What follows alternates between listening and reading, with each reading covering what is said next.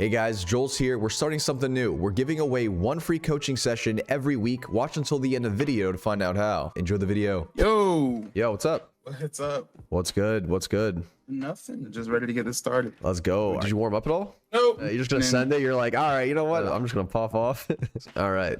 Sorry, I just started like 3 months ago. Don't crucify. Oh, you're chilling. You're chilling. Don't worry. Is this your first FPS game? Yes, it is. Okay. Did you play any game before this, or are you just like fresh the PC, fresh the games? I wasn't fresh to PC, but this is like the first time I played keyboard. So. Oh, okay. Gotcha. Yeah, it's a learning curve, right? Like you have to get used to the keyboard before you can even learn to play the game, right? Oh yeah, and I hated this game because I was like, bro, I don't like keyboard. And I tried to get it like on a controller, but it just didn't work. I think eventually they might look to add like a controller or like maybe console for this game. I have no idea. Okay, so 136 damage per round, bronze 1. Okay, Katie's not bad. All right. Which agents have you been liking to play or have been playing? I just started playing Killjoy like this week.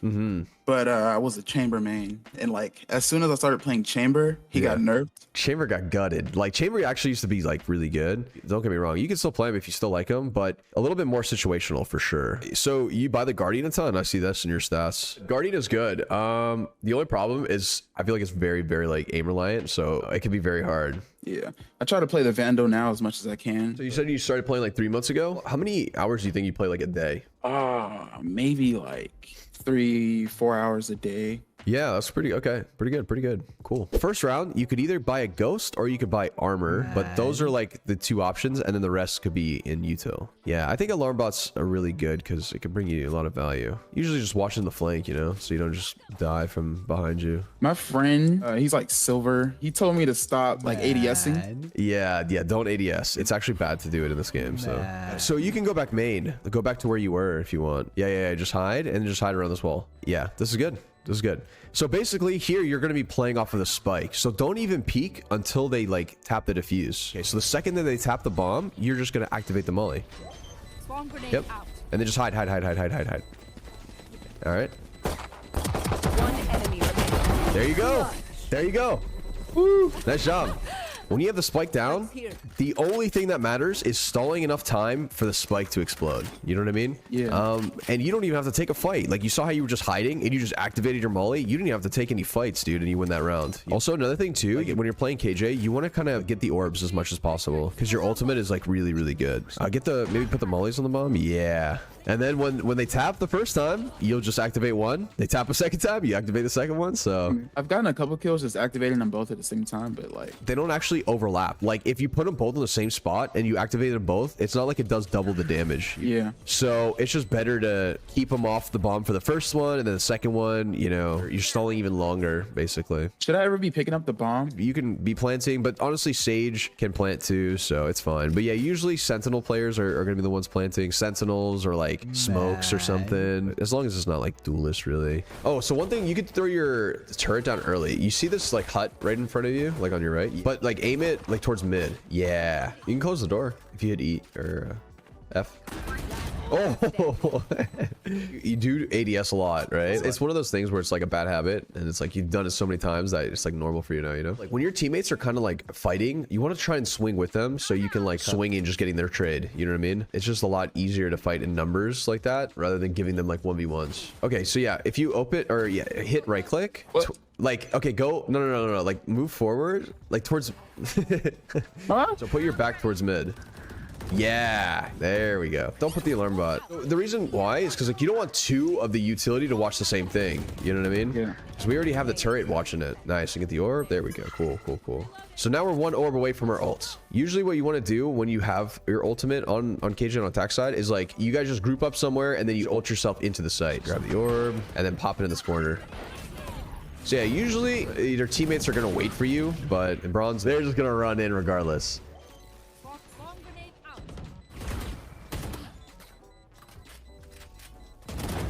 Oh, nice try. I low-key think if you only activated one there instead of both, you might have been able to win that. That was a good try though. Very good try.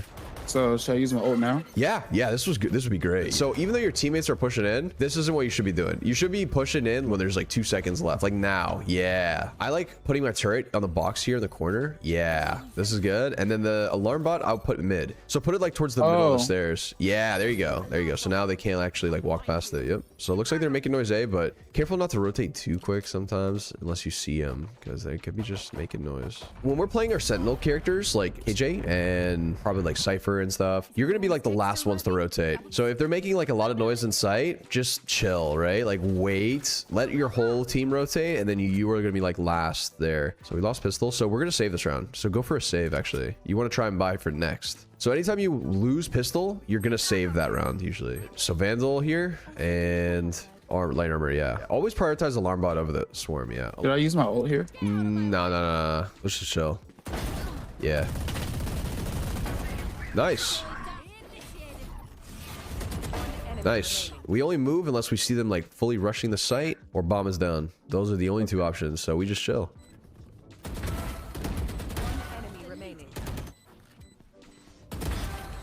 Okay, nice rounds. Nice job. Stop. Pause the video right now and go subscribe.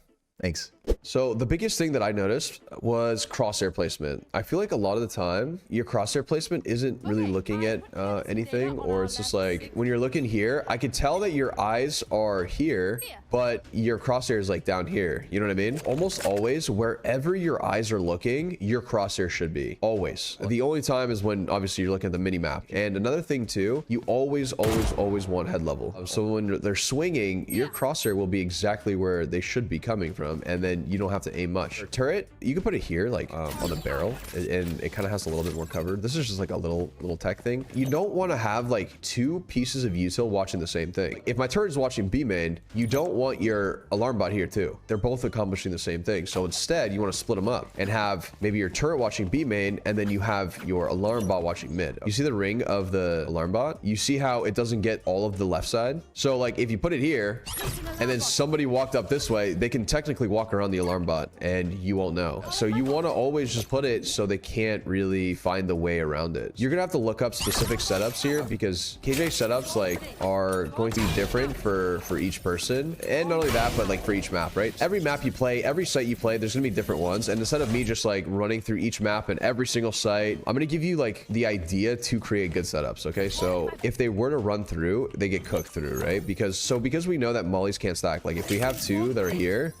it's gonna do the exact same damage as 1, right? Like there's no difference. So you want to just space them out, right? So that's number 1. And then number 2, you can have an alarm bot so it makes them vulnerable too, and then they just die even faster. Maybe you can put this somewhere here where they're already like, you know, deep into your setup. And then I'll have something like this, and now the second that this gets procced, you just immediately boom, and then they're like, oh shoot, and then they're getting cooked, and you know, they're So usually I put my alarm bots like a little bit past the first molly. What you're gonna want to do with your ult is whenever you have it. So there was one round where you're here and you're like, oh, should I ult? Should I ult? You don't really want to ult because they're gonna push you down and then kill you and then break your ult, and you're not gonna get value out of it. So what you're gonna want to do instead is save it for retake. You want to make sure that your whole team's with you. You guys come out here, you know, you pop your ult and then you just hold this, and now they have to push you. If they don't, they get detained in the site. So basically that's how you want to be using your ults, just for retake purposes like this, and just kind of play off site so you can do that. Attack side with your ults, every time you have it, we're gonna do exactly what we did, right? You got your orb and then you're just like, all right, let's just, you know, you can ult B, you can ult from back here. It's okay if there's like a little pocket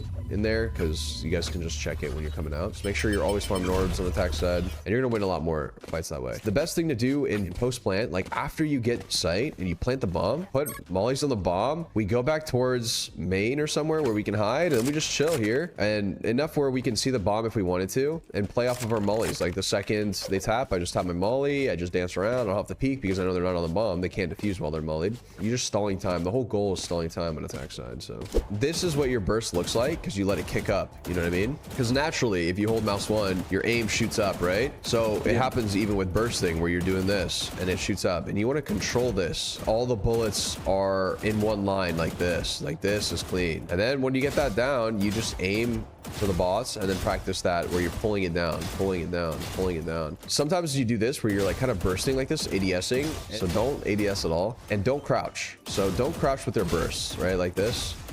You can just take a couple steps. I know strafing is like better. Well, Yeah, like you need it, but like every time I'm in game, I just completely forget about it. I have a technique for that. After you practice this, and you're like, all right, you know what, Jollz, I'm good. Now you queue up into a death match. I'm just gonna only burst and strafe. Bursting and strafing. Bursting and strafing. So you're gonna do this for the entire deathmatch to a point where you stop even thinking about anything else. Like you were only bursting and strafing here. And once you get this down, it's like you're gonna go into a game, and whatever round you have a Vandal, you're just gonna tell yourself before you even peek a certain fight how you're gonna handle that fight, right? Should I spray if they're like really close up to me? If my crosshair is nowhere near him, I'm just gonna readjust it. And if it's on them, then I can go for a spray and then commit to that. Should I be playing ranked more? Deathmatch and ranked is the best way of getting better. I'd recommend playing like 3 to 5 deathmatches before you even play games. And if you don't have much time to play a certain day, then maybe it might be better to just like spam deathmatches. Any questions at all? Should I really be using a ghost or like a specter? Okay, so if you win pistol, then you're gonna want to buy specter full armor. If you lose pistol, full save, so you can buy the 3rd round. Okay, And thank you. yeah, no worries, man. No worries. I'm looking forward to hearing about the future rank ups, and good luck with your rank games if you're playing any more today. All right, thank you. Yeah, have a good one, man. Guys, free coaching every week. Join the Discord in the description box below. If you want to try out other coaches, go to coaching.jollztv.com or click the link in the description below. They're all radiant players. They're great people, and I personally vouch for them myself. Good luck climbing.